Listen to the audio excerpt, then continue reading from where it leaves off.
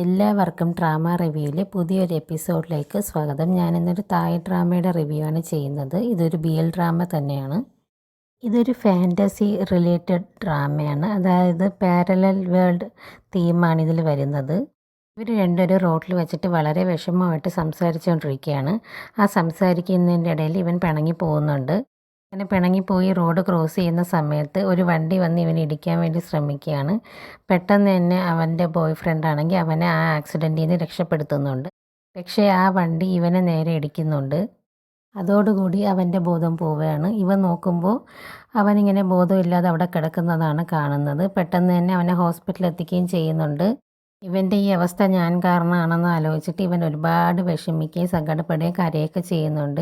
ഇവൻ്റെ ദേഹം ഫുള്ള് ഇവ വിറയ്ക്കായിരുന്നു. ഹോസ്പിറ്റലിൽ നിൽക്കുന്ന സമയത്ത് ഇവൻ ICUവിലായിരുന്നപ്പോൾ അവൻ എന്ത് പറ്റുമെന്നൊക്കെ ആലോചിച്ച് വളരെ പാനിക്കായിരുന്നു. അവൻ്റെ ഫ്രണ്ട്സൊക്കെ വന്ന് അവനെ സമാധാനിപ്പിക്കുന്നുണ്ട്.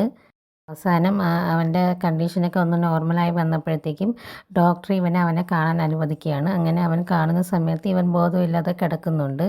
അവൻ്റെ കൈ പിടിച്ചിട്ട് ഇവൻ ഒരുപാട് കരയൊക്കെ ചെയ്യുന്നുണ്ട്. ഇവൻ്റെ കണ്ണീര് അവൻ്റെ കയ്യിലോട്ട് വീഴുന്ന സമയത്ത് അവൻ എണീക്കുകയും ചെയ്യുകയാണ്. പക്ഷേ എണീക്കുന്ന സമയത്ത് വളരെ ഷോക്കിംഗ് ആയിട്ടുള്ളൊരു സംഭവമാണ് സംഭവിക്കുന്നത്. ഇവൻ ചോദിക്കുകയാണ്, നീ ആരാണ് എന്നാണ് ചോദിക്കുന്നത്.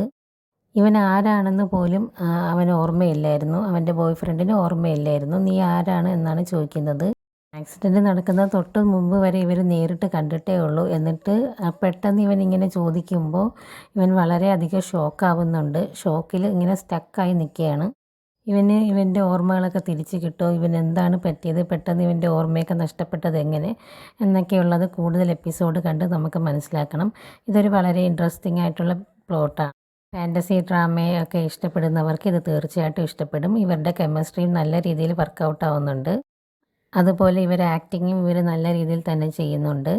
വളരെ മിനിമലായിട്ടുള്ള ആക്ടിങ്ങാണ് ഇവർ ചെയ്യുന്നത്. ഓവർ എക്സ്പ്രഷനും ഒന്നുമില്ലാതെ വളരെ നൈസായിട്ടുള്ള ഒരു ആക്ടിങ് തന്നെ ഇവർ ചെയ്യുന്നത്. നല്ല ഒറിജിനാലിറ്റി നമുക്ക് ഫീൽ ചെയ്യും. ഇവർക്കിടയിൽ ശരിക്കും ഇഷ്ടമാണ് എന്നുള്ളതുപോലെ നമുക്ക് ഫീലാവും. ഇവർ അഭിനയിക്കുന്നതാണ് എന്ന് നമുക്ക് ഒട്ടും തോന്നില്ല. അത്രയും നല്ല ഒറിജിനാലിറ്റി നമുക്ക് ഫീൽ ചെയ്യും. ഇവരെ നല്ല രീതിയിൽ നമുക്ക് കണക്റ്റ് ആക്കാൻ പറ്റും. ഈ ഡ്രാമയുടെ കൂടുതൽ സീൻസ് നിങ്ങൾക്ക് വേണമെന്നുണ്ടെങ്കിൽ കമൻറ്റ് ചെയ്താൽ ഞാൻ വീണ്ടും ചെയ്യുന്നതായിരിക്കും. ഈ ഡ്രാമ ആരെങ്കിലും കണ്ടിട്ടുണ്ടെങ്കിൽ കമൻറ്റ് ചെയ്യുക.